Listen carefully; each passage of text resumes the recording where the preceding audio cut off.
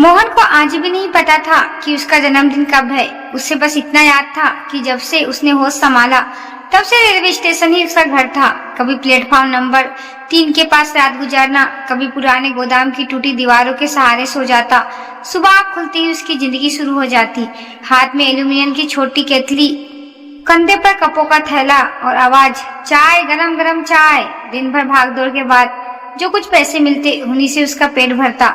लेकिन मोहन बाकी बच्चों जैसा नहीं था। जहाँ दूसरे बच्चे खाली समय में खेलते थे, वही मोहन कूड़े के ढेर में टूटे खिलौने ढूंढता था। किसी की टूटी कार, किसी का पहिया निकला ट्रक, किसी का हाथ टूटा रोबोट। वह उन्हें अपने खजाने की तरह संभाल कर रखता। रात को स्टेशन के एक कोने में बैठकर उन्हें जोड़ने की कोशिश करता। उसे लगता कि अगर टूटा खिलौना फिर से चल सकता है तो शायद इंसान की टूटी जिंदगी भी फिर से बन सकती है। उसी शहर के सबसे पास इलाके में देवांश राठौर का आलीशान बंगला था। ऊंचे दीवारें, बड़े गेट, दर्जने कर्मचारी और करोड़ों की संपत्ति। लेकिन उस घर में एक ऐसी खामोशी थी जो किसी भी महल को वीरान बना सकती थी। वजह था देवांश का 10 साल का बेटा युवान। 1 साल पहले स्कूल में हुई एक दर्दनाक घटना ने उसकी दुनिया बदल दी थी। कुछ बड़े बच्चों ने उसे सबके सामने इतना अपमानित किया था, उसके मन का गहरा असर पड़ गया। धीरे धीरे उसने लोगों से बात करना बंद कर दिया। पहले उसकी हंसी पूरे घर में गूंजती थी, लेकिन अब वह घंटों अपने कमरे की खिड़की के पास बैठा रहता और बाहर देखता रहता। डॉक्टर ने कहा था कि शरीर ठीक है, लेकिन दिल के घाव गहरे हैं। देवांश ने कोई कमी नहीं छोड़ी। बड़े डॉक्टर, काउंसलर, थेरेपी सेंटर, सब कुछ आजमा लिया गया, लेकिन युवान की चुप्पी नहीं टूटी। हर रात देवांश अपने बेटे को देखते और भीतर ही भीतर टूट जाते। उन्हें लगता कि उनके पास सब कुछ है, फिर भी वो अपने बेटे की मुस्कान वापस नहीं ला पा रहे हैं। एक शाम मोहन चाय बेचकर लौट रहा था। रास्ते में उसे कूड़े के ढेर के पास एक पुराना रोबोट मिला। उसका एक हाथ टूटा था, पहिए जाम थे और शरीर पर जंग लगी हुई थी। किसी अमीर बच्चे ने शायद उसे बेकार समझकर फेंक दिया था। मोहन ने रोबोट उठाया और अपने थैले में रख लिया। शायद उसने खाना भी ठीक से नहीं खाया। पूरी रात वह उसी रोबोट को ठीक करने में लगा। कभी तार जोड़ता, कभी पहिया सीधा करना, कभी उसके शरीर के धूल साफ करता। सुबह जब सूरज निकलता तो रोबोट पहले से बिल्कुल अलग दिख रहा था। वह नया तो नहीं था, लेकिन अब फिर से चल सकता था। मोहन उसे देखकर मुस्कुराया। तभी उसकी नजर रोबोट के सीने पर लिखे एक नाम पर गई, युवान। मोहन हैरान रह गया। यह नाम उसने पहली बार नहीं सुना था। स्टेशन के कई लोग शहर के बड़े उद्योगपति देवांश राठौर और उनके बेटे युवान की बात करते रहते थे। मोहन कुछ देर सोचता रहा, फिर उसने फैसला किया कि यह रोबोट उसके असली मालिक तक पहुंचना चाहिए। अगले दिन वह शहर के उस बड़े इलाके में पहुंच गया जहां आम लोगों का जाना भी मुश्किल था। ऊंची दीवारें, सुरक्षा गार्ड को देखकर उसके कदम रुक गए, लेकिन फिर उसने हिम्मत जुटाई और बंगले के बाहर पहुंच गया। गार्ड ने उसे देखते ही डांट दिया, चल हट यहाँ से। मोहन डर गया, लेकिन उसने रोबोट आगे बढ़ाते हुए कहा, भैया, यह शायद यहाँ रहने वाले युवान का है, मैं बस लौटाने आया हूँ। गार्ड कुछ कह पाता उससे पहले बंगले की दूसरी मंजिल की खिड़की से एक बच्चा नीचे देख रहा था। वह युवान था। उसकी नजर सीधे उस रोबोट पर जाकर टिक गई। महीनों बाद उसके चेहरे पर हल्का सा भाव आया। उसने तुरंत नीचे की ओर इशारा किया। गार्ड हैरान रह गया। पहली बार युवान ने किसी चीज में दिलचस्पी दिखाई थी। कुछ ही मिनट बाद रोबोट युवान के हाथ में था। वह उसे ध्यान से देख रहा था। रोबोट के पीछे एक छोटा सा कागज चिपका था। उस पर लिखा था, टूटी हुई चीज बेकार नहीं होती, उन्हें बस थोड़ा समय और भरोसा चाहिए। यह पढ़कर युवान की आंखें कुछ पल के लिए ठहर गई। खिड़की के बाहर खड़ा मोहन मुस्कुरा रहा था। उसे नहीं पता था कि उसकी यह छोटी सी बात एक ऐसे सफर की शुरुआत बनने वाली है जो 2 जिंदगियों को हमेशा के लिए बदल देगा। अगले दिन सुबह से युवान बार बार अपनी खिड़की के पास जाकर खड़ा हो जाता। उसकी नजर बार बार बंगले के मुख्य गेट की तरफ चली जाती। नौकरों को समझ नहीं आ रहा था कि आखिर वह किसका इंतजार कर रहा है। दूसरी तरफ मोहन भी रात भर युवान के बारे में सोचता रहा। उसे याद था कि इतने बड़े बंगले में रहने वाला लड़का भी खुश नहीं दिख रहा था। उसकी आंखों में एक अजीब सी उदासी थी। उस दिन चाय बेचने के बाद मोहन फिर कूड़े के ढेरों में कुछ ढूंढने लगा। काफी देर बाद उसे एक पुरानी खिलौना ट्रेन मिली। उसका इंजन अलग था और डिब्बा टूटे हुए थे। मोहन उसे उठाकर अपने ठिकाने पर ले गया और देर रात तक उसे ठीक करता रहा। अगले दिन शाम को फिर उसी बंगले के बाहर पहुंचा। इस बार उसके हाथ में खिलौना ट्रेन थी। गार्ड ने उसे पहचान गया। पहले तो उसने उसे रोकने की कोशिश की, लेकिन तभी ऊपर खिड़की में खड़ा युवान दिखाई दिया। उसे नीचे देखकर हल्का सा हाथ हिलाया। गार्ड हैरान रह गए, क्योंकि महीनों से युवान ने किसी को इस तरह प्रतिक्रिया नहीं दी थी। कुछ देर बाद ट्रेन युआन तक पहुंचा दी गई। ट्रेन के साथ इस बार भी एक छोटा सा कागज था। उस पर लिखा था, जो चीज पटरी से उतर जाती है वे भी दोबारा चल सकती है। युआन ने वह पर्ची कई बार पढ़ी। उसके चेहरे पर हल्की मुस्कान आ गई। यह मुस्कान छोटी थी, लेकिन देवांश राठौर ने उसे देख लिया था। वे दूर से अपने बेटे को देख रहे थे। महीनों बाद उन्होंने उसके चेहरे पर मुस्कान देखी थी। उसी शाम युआन ने पहली बार खिड़की खोलकर नीचे खड़े मोहन को हाथ हिलाया। मोहन खुशी से उछल पड़ा और मजेदार अंदाज में सलाम करने लगा। युआन हंस पड़ा। यह आवाज बहुत हल्की थी, लेकिन देवांश के कानों तक पहुंच गई। उनका दिल जोर से धड़कने लगा। अगले कुछ दिनों तक यही सिलसिला चलता रहा। मोहन रोज कोई ना कोई टूटा खिलौना ठीक करके लाता और युआन के लिए भी छोड़ जाता। कभी हेलीकॉप्टर, कभी कार, कभी रोबोट। हर खिलौने के साथ एक छोटा सा संदेश भी होता। धीरे धीरे युआन में उत्सुकता बढ़ने लगी।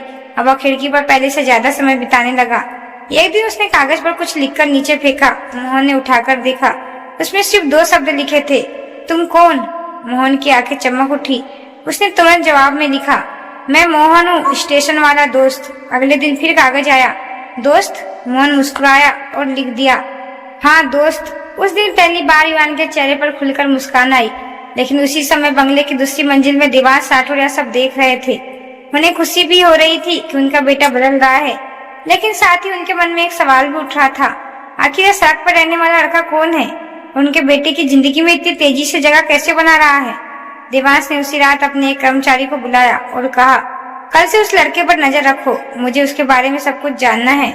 उधर मोहन को इस बात का बिल्कुल अंदाजा नहीं था कि उसकी और युआन की छोटी सी दोस्ती अब एक ऐसे मोड़ की तरफ बढ़ रही है जहाँ से उनकी जिंदगी हमेशा के लिए बदलने वाली थी। अगले कुछ दिनों में मोहन और युआन की दोस्ती और गहरी होती चली गई। अब सिर्फ खिलौनों और पर्चियों का आदान प्रदान नहीं होता। शाम के समय जब गार्डों का ध्यान दूसरी तरफ होता, तब मोहन बंगले की पिछली दीवार के पास आ जाता और युआन खिड़की से उससे बातें करता। युआन अभी भी बहुत कम बोलता था, लेकिन मोहन की बातें बड़े ध्यान से सुनता था। मोहन उसे स्टेशन की दुनिया के किस्से सुनाता। कभी बताता कि कैसे एक बूढ़ा कुली हर दिन बिना शिकायत के काम करता है। कभी किसी छोटे बच्चे की कहानी सुनाता तो अपनी माँ के लिए फूल बेचता था। युआन चुपचाप सुनता रहता, लेकिन उसकी आंखों में अब पहले जैसी उदासी नहीं थी।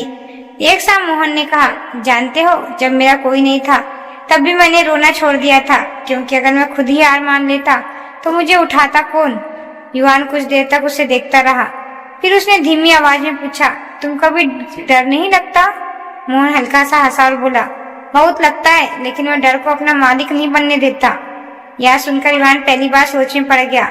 उसी समय बंगले के अंदर देवांश के कर्मचारी उनकी रिपोर्ट लेकर पहुंचे। उन्होंने बताया कि मोहन कोई चोर या ठग नहीं है, वह रेलवे स्टेशन में चाय बेचता है, रात को वहीं सोता है और खाली समय में टूटे खिलौनों को ठीक करता है। देवांश ने राहत की सांस ली, लेकिन उसके मन में एक नया डर पैदा हो गया। उन्हें लगने लगा कि उनका बेटा कहीं इस लड़के पर जरूरत से ज्यादा निर्भर न हो जाए। अगले दिन देवांश ने दूर से दोनों को देखा। युआन महीनों बाद हंस रहा था। वह एक कागज के हवाई जहाज को उड़ाने की कोशिश कर रहा था और मोहन उसे सिखा रहा था। यह देखकर देवांश की आंखें नम हो गई, लेकिन तभी उनके एक बिजनेस पार्टनर ने ताना मारते हुए कहा, देवांश जी, करोड़ों की कंपनी के मालिक का बेटा अब स्टेशन के लड़के के साथ दोस्ती कर रहा है। यह बात देवांश को चुभ गई। रात भर वह सो नहीं पाया। एक तरफ बेटे की खुशी थी, दूसरी तरफ समाज और प्रतिष्ठा का दबाव। आखिर अगले दिन उन्होंने एक फैसला ले लिया। शाम को जब मोहन हमेशा की तरह बंगले के बाहर पहुंचा तो गार्ड ने उसे रोक लिया। मोहन हैरान रह गया। तभी देवांश खुद बाहर आया। उनका चेहरा सख्त था। उन्होंने कहा, मोहन, आज के बाद तुम यहाँ नहीं आओगे। मोहन के पैरों तले जमीन खिसक गई। उसने घबराकर पूछा, लेकिन साहब, मैंने क्या गलती की? देवांश ने नजरें फेर ली। तुमने कोई गलती नहीं की, लेकिन अब मेरे बेटे से दूर रहो। मोहन की आंखें भर आई। उसने एक बार खिड़की की तरफ देखा। वहाँ युआन खड़ा था। उसके चेहरे पर डर साफ दिखाई दे रहा था। मोहन कुछ कहना चाहता था, लेकिन शब्द गले में अटक गए। उसने चुपचाप अपने हाथ में पकड़े खिलौने नीचे किया और धीरे धीरे वहाँ से लौट गया। ऊपर खिड़की में खड़ा युआन सब देख रहा था। उसकी आंखों में आंसू बहने लगे। उसने खिड़की पर हाथ मारा, लेकिन कोई उसकी बात सुनने को तैयार नहीं था। उस रात युआन ने खाना नहीं खाया। उसने किसी से बात नहीं की। वह बस अपने कमरे में बैठा रोबोट को देखता रहा जो मोहन ने उसे दिया था। दूसरी तरफ मोहन भी स्टेशन के एक कोने में बैठा। उसके सामने खाना रखा था, लेकिन उसका मन नहीं था। उसे पहली बार महसूस हुआ कि उसने किसी अपने को खो दिया है, लेकिन उसे नहीं पता था कि यह जुदाई अभी शुरुआत थी। असली मुसीबत तो अब दोनों की जिंदगी में आने वाली थी। मोहन विवान की जुदाई को अब कई दिन बीत चुके थे। पहले जहाँ विवान हर शाम खिड़की के पास बैठकर मोहन का इंतजार करता था, अब वह घंटों अपने कमरों का दरवाजा बंद रखता, उसके आए उसे खाने के लिए बुलाती, लेकिन मुश्किल से 2-4 निवाला ही खाता। देवांश यह सब देख रहा था। उन्हें उम्मीद थी कि कुछ दिनों में विवान सब भूल जाएगा, लेकिन हुआ इसका उल्टा। विवान पहले से भी ज्यादा चुप और उदास हो गया। उसके कमरे में रखे सारे खिलौने वैसे ही पड़े रहते। केवल एक चीज थी जिसे वह हर दिन अपने पास रखता था, वही पुराना रोबोट जो मोहन ने ठीक करके उसे दिया था। दूसरी तरफ मोहन भी बदल गया था। पहले वह चाय बेचते समय हर किसी को हंसकर बात करता था, लेकिन अब उसके चेहरे की मुस्कान गायब हो गई थी। स्टेशन के लोग भी यह बदलाव महसूस करने लगे। एक बूढ़ी कूली ने उससे पूछा, क्या बात है बेटा, आजकल इतना चुप क्यों रहता है? मोहन ने बस मुस्कुराने की कोशिश की और बोला, कुछ नहीं काका, लेकिन उसके दिल का खालीपन कोई नहीं समझ सकता था। एक शाम जब वह स्टेशन के पास बैठा टूटी हुई कार ठीक कर रहा था, तभी उसकी नजर अखबार पर पड़ी। पहले पन्ने पर देवांश राठौर की तस्वीर छपी थी। खबर थी कि उनकी कंपनी को बड़ा नुकसान हुआ है, शेयर गिर रहे थे और कई निवेशक कंपनी से पैसा निकाल रहे थे। मोहन ने खबर पढ़ी और चुप हो गया। उसे अचानक विवान की चिंता होने लगी। उसे पता था कि ऐसे समय में विवान और ज्यादा अकेला महसूस करेगा। उधर देवांश की मुश्किलें सचमुच बढ़ चुकी थी। एक भरोसेमंद साझेदार ने उनके साथ धोखा किया था। मीडिया लगातार सवाल उठा रही थी। दिन भर मीटिंग और तनाव के बीच वह अपने बेटे को भी समय नहीं दे पा रहा था। एक रात जब वह देर से घर लौटे तो उन्हें पता चला कि विवान ने पूरा दिन कमरे से बाहर कदम नहीं रखा। देवांश धीरे धीरे उसके कमरे में पहुंचा। विवान खिड़की के पास बैठा था, उसके हाथ में वही रोबोट था। देवांश ने उसके सिर पर हाथ रखा और कहा, बेटा सब ठीक हो जाएगा। लेकिन विवान ने कोई जवाब नहीं दिया। तभी देवांश की नजर मेज पर रखी एक ड्राइंग पर गई। उसमें 2 लड़के बने थे, एक के हाथ में खिलौना था और दूसरे के चेहरे पर मुस्कान। नीचे छोटे अक्षरों में लिखा था, मेरा दोस्त। यह देखकर देवांश का दिल बैठ गया। उन्हें पहली बार एहसास हुआ कि उन्होंने सिर्फ एक लड़के को नहीं रोका, बल्कि अपने बेटे की सबसे बड़ी खुशी उससे छीन ली है। लेकिन अब बहुत देर हो चुकी थी। अगले दिन सुबह पूरे बंगले में हड़पड़ मच गई थी। युवान अपने कमरे में नहीं था। नौकर गार्ड आए, सब उसे ढूंढने लगे। पूरे घर में अफरा तफरी मच गई। देवांश का चेहरा सफेद पड़ गया। उन्होंने तुरंत पुलिस को खबर दी। शहर भर में खोज शुरू हो गई। घंटों बीत गए, लेकिन युवान का कोई पता नहीं चला। देवांश की आंखों में डर साफ दिखाई दे रहा था। उन्हें बार बार वही सवाल परेशान कर रहा था, अगर युवान को कुछ हो गया तो। तभी शाम के समय एक पुलिसकर्मी तेजी से उनके पास आया और बोला, सर शायद हमें आपका बेटा मिल गया है। देवांश बिना एक पल गवाए उसके साथ निकल पड़े। लेकिन जब वे उस जगह पहुंचे जहां विवान मिला था, वहां का नजारा देखकर उनकी आंखें नम हो गई। देवांश तेजी से गाड़ी से उतरे और उस पुराने रेलवे गार्ड की तरफ दौड़ पड़े जहाँ पुलिस ने युवान को देखने की खबर दी थी। उनका दिल इतनी तेजी से धड़क रहा था। जैसे ही वे पुराने गोदाम के पास पहुंचे, उनके कदम अचानक रुक गए। सामने जो दृश्य था उससे उन्हें कुछ पल के लिए बिल्कुल शांत कर दिया। युवान एक पुरानी लकड़ी के बक्से पर बैठा था। उसके पास मोहन बैठा हुआ था। दोनों के सामने कई टूटे खिलौने रखे थे। कोई पहिया जोड़ रहा था, कोई तार ठीक कर रहा था। युवान के चेहरे पर कई दिनों बाद सुकून दिखाई दे रहा था। देवांश कुछ क्षण वहीं खड़े रहे। उनकी आंखों में राहत भी थी और पछतावा भी। तब युवान ने उन्हें देखा। कुछ पल के लिए दोनों की नजरें मिली। देवांश को लगा कि शायद युवान डर जाएगा, उससे नाराज होगा। लेकिन अचानक युवान उठ खड़ा हुआ। वह धीरे धीरे उनकी तरफ बढ़ा और कई महीनों की चुप्पी के बाद उसने होठ हिली, पापा। यह सब सुनते ही देवांश की आंखों में आंसू निकल पड़े। वह महीनों से अपने बेटे की आवाज सुनने के लिए तरस गया था। उन्होंने तुरंत युवान को गले से लगा दिया। आसपास खड़े पुलिस वाले कर्मचारी भी भावुक हो गए। देवांश ने कांपती आवाज में पूछा, बेटा तुम यहाँ क्यों आए? युवान ने पहली बार पूरी बात कहने की कोशिश की, क्योंकि यहाँ मुझे अच्छा लगता है। यहाँ कोई मुझे कमजोर नहीं समझता। देवांश की नजर धीरे धीरे मोहन की तरफ गई। मोहन चुपचाप खड़ा था।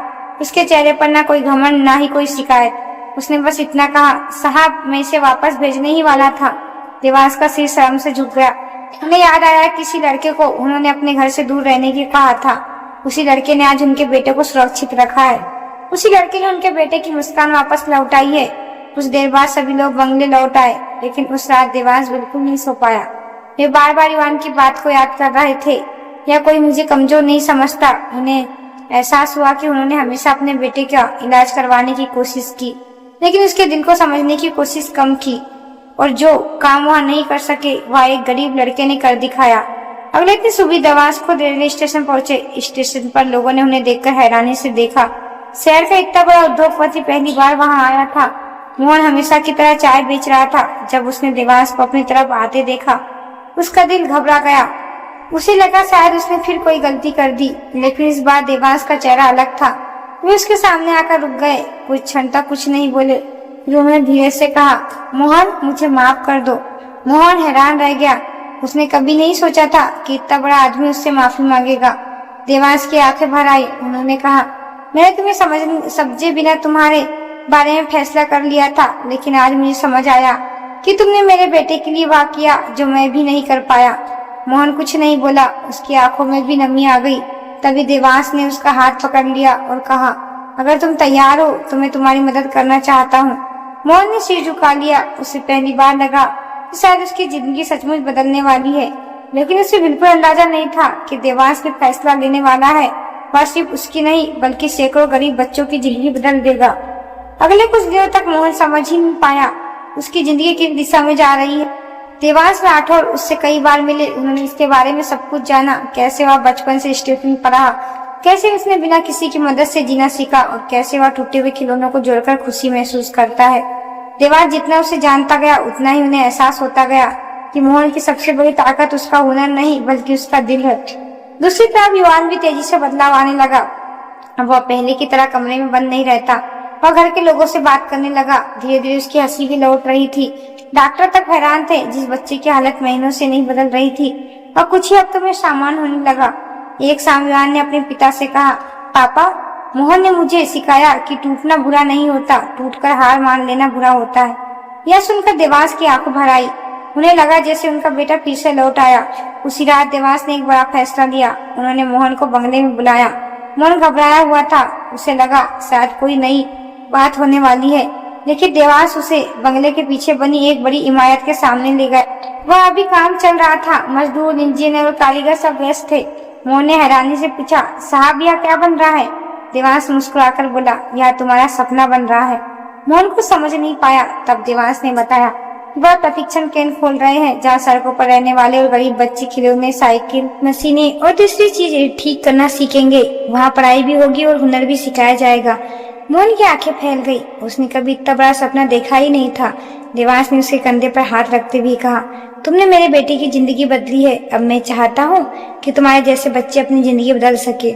कुछ महीनों बाद वह केंद्र तैयार हो गया। उद्घाटन के दिन शहर के कई बड़े लोग वहाँ मौजूद थे। मीडिया भी पहुंची हुई थी, लेकिन सबसे ज्यादा खुश मोहन था, क्योंकि पहली बार उसने अपने जैसे सैकड़ों बच्चों को मुस्कुराते हुए देखा था। मंच पर देवांश ने भाषण दिया, लेकिन सबसे ज्यादा तालियां तब बजी जब उन्होंने मोहन को मंच पर बुलाया। मोहन घबराते हुए माइक के पास पहुंचा। उसने कभी इतनी बड़ी भीड़ के सामने बात नहीं की थी। कुछ पल चुप रहने के बाद उसने कहा, मैंने हमेशा सोचा था कि मैं अकेला हूँ, लेकिन आज समझ आया कि अगर कोई एक इंसान आप पर भरोसा कर ले तो जिंदगी बदल सकती है। पूरा हाल तालियों से गूंज उठा। उसी समय युवान मंच पर आया और उसने सबके सामने मोहन का हाथ पकड़ लिया। फिर मुस्कुराकर बोला, यह मेरा सबसे अच्छा दोस्त है। यह सुनते ही वह मौजूद कई लोगों की आंखें नम हो गई। कुछ साल बाद वही प्रशिक्षण केंद्र पूरे शहर में मिसाल बन गया। सैकड़ों बच्चों ने वहां से सीखकर अपनी जिंदगी बदली। कई मैकेनिकल बने, कोई तकनीशियन, कोई अपना छोटा कारोबार शुरू करने लगा और मोहन वह उस केंद्र का पहला प्रशिक्षण बना। अब वह टूटे खिलौने नहीं, टूटे हुए सपनों को जोड़ना सिखाता था। एक शाम जब सूरज ढल रहा था, मोहन और युवान केंद्र की छत पर खड़े शहर को देख रहे थे। युवान मुस्कुराकर बोला, याद है हमारी दोस्ती एक टूटे हुए रोबोट से शुरू हुई थी? मोहन हंस पड़ा। हाँ, और उसी रोबोट ने हमारी जिंदगी भी जोड़ दी। दोनों की हंसी हवा में गूंज उठी। नीचे प्रशिक्षण केंद्र में बच्चों की आवाजें आ रही थी। वह उम्मीद थी, सपने थे और नई शुरुआत थी। और शायद यही इस कहानी का सबसे खूबसूरत सच था कि कभी कभी जिंदगी बदलने के लिए चमत्कार नहीं, सिर्फ एक सच्चे दोस्त की जरूरत होती है। दोस्तों, अगर आपकी जिंदगी में भी कोई ऐसा दोस्त आया हो जिसने मुश्किल समय में आपका साथ दिया हो, तो उसका नाम कमेंट में जरूर लिखिए। अगर यह कहानी आपको पसंद आई हो तो चैनल को लाइक, शेयर, सब्सक्राइब जरूर करें। ऐसे ही नई वीडियो पाने के लिए धन्यवाद।